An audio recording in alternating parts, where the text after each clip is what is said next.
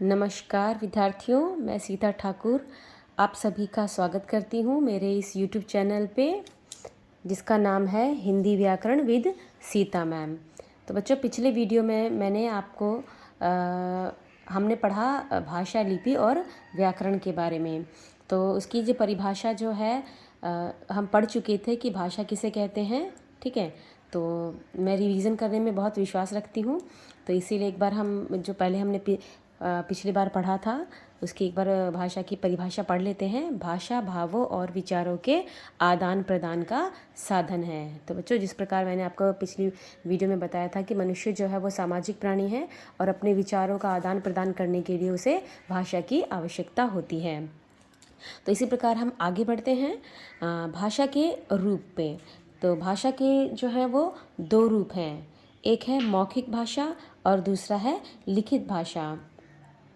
मौखिक भाषा मुख से उच्चारित भाषा मौखिक भाषा कहलाती है। ठीक है, तो बच्चों वो भाषा जो हम अपने विचारों को मुंह से बोलकर दूसरों तक पहुंचाते हैं, और जब हम बोलते हैं तो दूसरा सुनता है, तो मुख से उच्चारित भाषा जो होती है वो मौखिक भाषा कहलाती है। इसी के साथ अब जो दूसरा रूप है भाषा का वह है लिखित भाषा। तो बच्चों, लिखित भाषा क्या है? जब हम लिखते हैं तो दूसरा पढ़कर उसे समझता है। तो आइए इसकी लिखित भाषा की परिभाषा एक बार हम देखते हैं। व्यक्ति के मन के भावों या विचारों को लिखकर व्यक्त करना लिखित भाषा कहलाती है।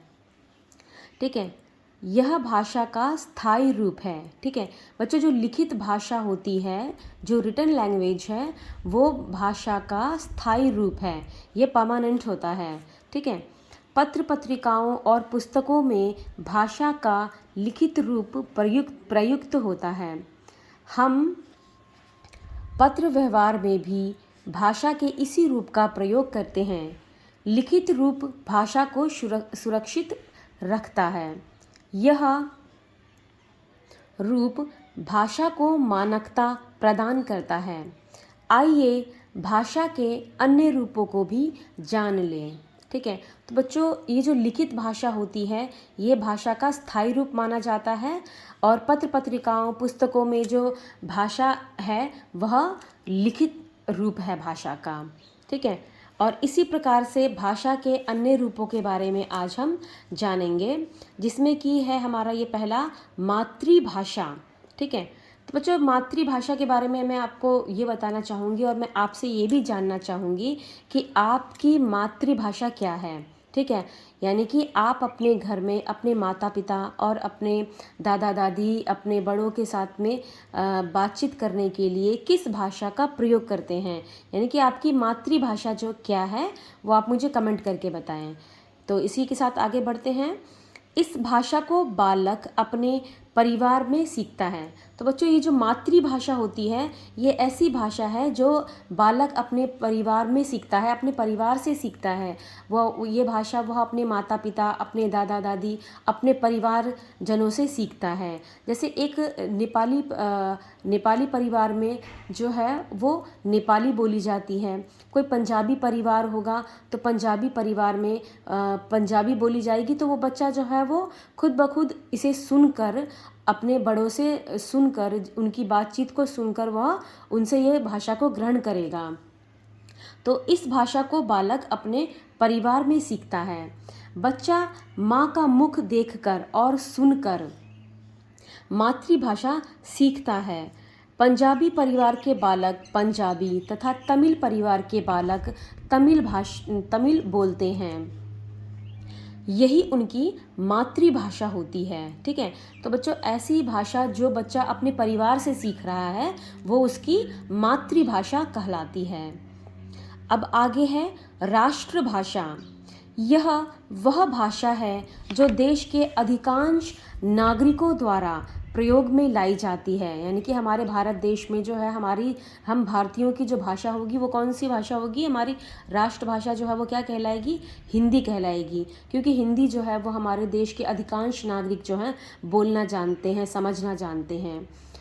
तो बच्चों, राष्ट्रभाषा यह वह भाषा है जो देश के अधिकांश नागरिकों द्वारा प्रयोग में लाई जाती है। हिंदी को भारत की राष्ट्रभाषा के रूप में स्वीकार किया गया है। तो बच्चों, हमारी जो राष्ट्रभाषा है वो क्या है? वो हिंदी है। अगला है राजभाषा। तो अभी मैं आपको राजभाषा किसे कहते हैं उसके बारे में भी बताने वाली हूँ। तो राजभाषा जो है, जितने भी हमारे सरकारी कार्यालय हैं वहाँ पर जो कामकाज जो है वो जिस भाषा में होती है ना, उसे हम कहते हैं राजभाषा। तो हम राजभाषा का प्रयोग सरकारी कामकाज में होता है। ठीक है, तो राजभाषा का प्रयोग जो है वो कहाँ होता है? सरकारी कामकाज के लिए होता है। भारत के संविधान में हिंदी को राजभाषा के रूप में 14 सितंबर 1949 को मान्यता दी गई थी, परंतु अंग्रेजी को भी सह राजभाषा के रूप में जारी रखा गया। ठीक है बच्चों, तो हमारे जितने भी सरकारी कार्यालय हैं वहाँ पर हिंदी के साथ साथ अंग्रेजी में भी कार्य होता है, इसीलिए अंग्रेजी को सह राजभाषा के रूप में अपनाया गया है। ठीक है, तो आगे बढ़ते हैं हम कि हमारे भारतीय संविधान में कितनी भाषाओं को मान्यता दी गई है। ठीक है, तो भारतीय भाषाएं और हिंदी। तो भारत के संविधान में 22 भाषाओं को मान्यता दी गई हैं। तो यहाँ पर ये 22 भाषाएं जो हैं, जैसा कि आप देख रहे हैं, इन 22 भाषाओं को भारतीय संविधान में मान्यता दी गई है। तो आइए हम देखते हैं कि ये 22 भाषाएं जो हैं वो कौन कौन सी हैं। असमिया, गुजराती, बंगला, संस्कृत, ओडिया, डोगरी, बोडो, सिंधी, उर्दू, तमिल, मणिपुरी, मराठी, कन्नड़, तेलुगु, मलयालम, हिंदी, कश्मीरी, नेपाली, मैथिली, कोंकणी, पंजाबी, संथाली। तो बच्चों, ये 22 ऐसी भाषाएं हैं जिन्हें संविधान में मान्यता दी गई है। आज हिंदी भाषा का क्षेत्र बहुत व्यापक हो गया है। व्यापक मतलब बहुत बड़ा हो गया है। विश्व के 150 से भी अधिक विश्वविद्यालयों में हिंदी का अध्यापन है। यानी कि बच्चों, यहाँ पर कहा जा रहा है कि हिंदी का क्षेत्र जो है ना वो ये बहुत बड़ा हो गया है। हिंदी का प्रयोग सिर्फ भारत में ही नहीं किया जाता है, बल्कि विश्व के 150 ऐसे विश्वविद्यालय हैं जहाँ पर इन्हें पढ़ाया जाता है, हिंदी विषय को पढ़ाया जाता है। चलिए आगे बढ़ते हैं भाषा और बोली की तरफ। ठीक है, तो बच्चों यहाँ पर आप देखेंगे कि भाषा और बोली में क्या अंतर होता है, और बहुत से ऐसे प्रश्न भी आ जाते हैं। जब आप ये पाठ पढ़ेंगे तो ये प्रश्न भी आता है कि भाषा और बोली में क्या अंतर है। तो अभी हम पढ़ेंगे बोली के बारे में। भाषा का अर्धविकसित रूप बोली कहलाता है। एक बड़े भूभाग में प्रयुक्त होने वाली भाषा के कुछ क्षेत्रीय रूप विकसित हो जाते हैं, जिन्हें बोली कहते हैं। भाषा की अपेक्षा बोली का क्षेत्र सीमित होता है। आमतौर पर बोली का संबंध बोलने तक सीमित रहता है। बोली का जो संबंध है बच्चों, वो बोलने तक ही सीमित रहता है। जैसे कि हमारे गांव घरों में बहुत सी भाषाएं जो हैं, बहुत सी बोलियां जो हैं वो बोली जाती हैं, और इसमें लिखित साहित्य नहीं होता है। कई बार बोली जो है वो विकसित होकर लोकगीत, लोक कथा आदि विभिन्न रूपों में की गई रचनाओं के माध्यम से भी सामने आती हैं। हिंदी भाषा की 18 बोलियां प्रचलित हैं। पहले ब्रज, अवधी, मैथिली बोलियां ही थी, जो अब विकसित होकर साहित्यिक भाषाएं बन गई हैं। तो बच्चों, भाषा का जो अर्धविकसित रूप होता है वह बोली कहलाता है। ठीक है, और इसका क्षेत्र जो है वो सीमित होता है। इसमें जो है आपको कोई लिखित साहित्य नहीं मिलेगा, परंतु आज के समय में हिंदी भाषा की 18 ऐसी बोलियां हैं जो प्रचलित हो गई हैं और जिनमें बहुत सारे रचनाएं की गई हैं। हिंदी भाषा प्रमुख बोलियां इस प्रकार है। हिंदी भाषा की प्रमुख बोलियां जो हैं वो इस प्रकार हैं। तो पश्चिम में जो है भारत के पश्चिम में हरियाणवी, खड़ी बोली, ब्रज भाषा, बुंदेली और राजस्थानी जो है वो बोलियां प्रचलित हैं। पूर्व में अवधी, छत्तीसगढ़ी, बघेली, भोजपुरी, मैथिली। भारत के उत्तर में गढ़वाली और कुमाऊनी, जिन्हें की पहाड़ी बोलियां भी कहा जाता है। दक्षिण में दक्षिणी हिंदी का प्रयोग होता है। ठीक है, तो यहाँ तो बच्चों हमने पढ़ा भाषा और बोली के बारे में। अब हम आगे बढ़ते हैं कि लिपि किसे कहते हैं, क्या है लिपि। ठीक है, तो वर्णों का उच्चारण ध्वनियों से होता है। वर्णों का उच्चारण जो है किससे होता है, ध्वनियों से, यानी कि ध्वनि जो हमारे मुंह से आवाज़ निकलती है। ध्वनि को लिखने के लिए हम जब बोलते हैं तो हमारे मुंह से जो है वो ध्वनि निकलती है। तो इन्हें लिखने के लिए बच्चों कुछ चिन्हों का कुछ व्याकरण में जो है कुछ चिन्ह बनाए गए हैं। ठीक है, तो ध्वनि को लिखने के लिए कुछ चिन्हों की आवश्यकता होती है। ध्वनि का लिखित रूप ही लिपि है। ठीक है, ध्वनि को लिखने के लिए बच्चों कुछ चिन्ह निश्चित किए गए हैं जो कि बहुत आवश्यक हैं लिखने के लिए। तो ध्वनि का जो लिखित रूप होता है, जो लिखने वाला रूप होता है, उसे लिपि कहते हैं। अब लिपि की परिभाषा क्या है, ध्वनियों को लिखित रूप देने के लिए निश्चित चिन्हों की व्यवस्था को लिपि कहते हैं। ठीक है, ध्वनि जो भी हम बोलते हैं उसे लिखने के लिए जो है कुछ चिन्ह निश्चित किए गए हैं व्याकरण में। तो इन्हीं निश्चित चिन्हों की जो व्यवस्था है उसे लिपि कहते हैं। तो बच्चों अलग अलग जो भाषाएं हैं, प्रत्येक भाषा की अपनी लिपि होती है। जैसे हिंदी की लिपि क्या हुई, देवनागरी। अंग्रेजी की लिपि क्या हुई, रोमन। तो इसी प्रकार जो है आप बहुत सारी भाषाओं के बारे में पढ़ेंगे और उसकी लिपि क्या है उसके बारे में आगे पढ़ेंगे। तो अब यहाँ पर आते हैं हम, प्रत्येक भाषा की अपनी लिपि होती है। जितनी भी भाषाएं हैं सबकी अपनी अपनी लिपि होती है। जैसे हिंदी भाषा की लिपि देवनागरी है। ये बच्चों हम सब भारतीय हैं और हमें पता होना चाहिए कि हमारी हिंदी भाषा जो है वो किस लिपि में लिखी जाती है। तो जैसा अभी आपने पढ़ा कि हिंदी भाषा जो है वो देवनागरी लिपि में लिखी जाती है।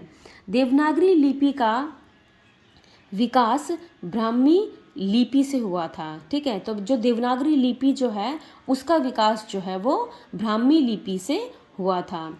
इसे बाएं से दाएं लिखा जाता है। वैसे किसी भी भाषा को किसी भी लिपि में लिखा जा सकता है। जैसे हिंदी को रोमन लिपि में, अब यहाँ पर तो कैसे लिखा हुआ है, आया सावन झूम के। तो यहाँ पर रोमन लिपि में कैसे लिखा हुआ है, आया सावन झूम के। ये रोमन लिपि में इस तरीके से, हिंदी को ही इस तरीके से रोमन लिपि में लिखा गया है। तो किसी भी भाषा को किसी भी लिपि में लिखा जा सकता है। कुछ प्रमुख भाषाओं की लिपियाँ इस प्रकार हैं। तो बच्चों यहाँ भाषा दिया गया है और उसकी लिपि। तो यहाँ पर भाषा क्या है, हिंदी, संस्कृत, मराठी। उसकी लिपि क्या है, उसकी लिपि है देवनागरी। इसमें बच्चों मैं एक चीज़ और ऐड करना चाहूँगी कि मराठी के साथ साथ नेपाली भी जो है वो भी देवनागरी लिपि में ही लिखी जाती है। ठीक है, अब है पंजाबी की जो लिपि है वो क्या है, गुरुमुखी। फिर उसके बाद है उर्दू की लिपि क्या है, फारसी। अंग्रेजी की लिपि क्या है, रोमन। ठीक है, इसी प्रकार से आप और भी भाषाओं का जो है थोड़ा सा गूगल में जाके सर्च कर सकते हैं और उसकी लिपि क्या है उसके बारे में पढ़ सकते हैं। अब हम आगे बढ़ते हैं व्याकरण पर कि व्याकरण किसे कहते हैं। ठीक है, व्याकरण किसे कहते हैं, तो व्याकरण वह शास्त्र है जो हमें भाषा के शुद्ध रूप का ज्ञान कराता है। ठीक है, तो बच्चों किसी भी भाषा को सीखने के लिए उसके नियम को जानना बहुत आवश्यक होता है। ठीक है, जैसे आप स्कूल में, आप विद्यालय में जाते हैं तो विद्यालय जो है वो आपको अनुशासित बनाता है। और आप अनुशासित कैसे बनते हैं? जब आप उस वहाँ के नियमों का पालन करते हैं, है ना। तो वैसे ही अगर किसी भाषा को आपको शुद्ध रूप से सीखना है तो उस भाषा के जो नियम हैं, उस भाषा को पढ़ने के, उस भाषा को लिखने के जो नियम हैं, उसके लिए आपको उस भाषा का व्याकरण जानना ज़रूरी होगा। क्योंकि व्याकरण ही वह शास्त्र होता है जो हमें भाषा सीखने में मदद करता है। हमें भाषा के शुद्ध उच्चारण के बारे में, हम शुद्ध प्रकार से किस तरीके से लिखें, इसके बारे में व्याकरण हमें अच्छे से बताता है। तो इसीलिए व्याकरण जो है, किसी भी भाषा को सीखने के लिए व्याकरण बहुत आवश्यक होता है।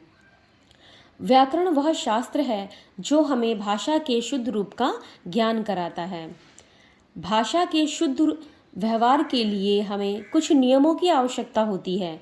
ये नियम हमें व्याकरण के द्वारा ज्ञात होते हैं। नियमों की निश्चित व्यवस्था ही व्याकरण है। ठीक है, नियमों की निश्चित व्यवस्था क्या है? व्याकरण है। अब यहाँ पे कुछ उदाहरण देकर आपको समझाया गया है। मेरे को तेरे से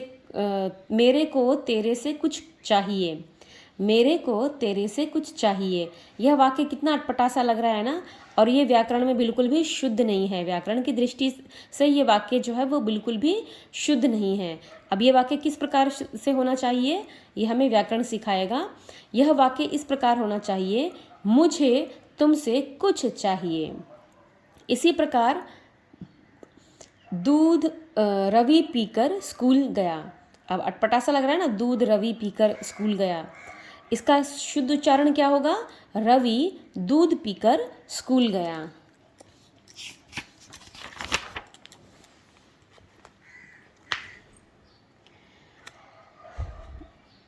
तो बच्चों, वाक्य में बहुत ज़रूरी क्या होते हैं? वाक्य में, किसी भी वाक्य के लिए बच्चों, वाक्य में कर्ता, कर्म, विशेषण आदि का अपना निश्चित क्रम होता है। इसका क्रम बदलते जाने से वाक्य वो अशुद्ध हो जाता है। ठीक है, जैसे कि मैंने आपको पहले भी पढ़ाया था तो बताया था कि वाक्य भी, किसी भी वाक्य में कर्ता, कर्म जो है वो बहुत आवश्यक होते हैं। ठीक है, कर्ता, कर्म, क्रिया, ये सब चीज़ें बहुत ज़रूरी होती है किसी भी वाक्य को बनाने के लिए। अगर इनका जो क्रम है वो अगर हम उलट पलट कर रख देंगे तो वाक्य भी जो है वो शुद्ध नहीं होगा। जैसे बच्चे को काटकर सेब खिलाओ। अब यहाँ पर वाक्य क्या? बच्चे को काटकर सेब खिलाओ। शुद्ध रूप क्या होगा इसका? सेब काटकर बच्चे को खिलाओ। इसी प्रकार व्याकरण ही हमें भाषा के शुद्ध रूप का ज्ञान कराता है। तो बच्चों, इतना तो आपको पता लग गया होगा कि हमें भाषा के शुद्ध रूप का ज्ञान कौन कराता है? वह है व्याकरण। अब यहाँ पर आप देखेंगे कि व्याकरण के भी ना 3 मुख्य अंग होते हैं। अब इसके बारे में आप विस्तार से अगले पाठ में पढ़ेंगे। व्याकरण के मुख्य रूप से 3 अंग हैं: वर्ण विन्यास, शब्द रचना और वाक्य रचना। तो व्याकरण का जो मुख्य कार्य जो होता है वो इन तीनों पर काम करना होता है। ठीक है, तो व्याकरण के इन तीनों अंग के बारे में आप अपने अगले अध्याय में पढ़ेंगे। तो बच्चों, आप मुझे कमेंट करके बता सकते हैं कि आपको, अभी तो मैंने शुरुआत की है, वैसे आपको कौन सा पाठ पढ़ने में मुश्किल हो रहा है। ठीक है, किस पाठ में दिक्कत आ रही है। तो अगर आप मुझे बताएंगे तो मैं उस पाठ पर अपना वीडियो बनाऊंगी। धन्यवाद। और मेरे चैनल पे लाइक करते रहिए, मुझे सब्सक्राइब करते रहिए, शेयर करते रहिए। Thank you.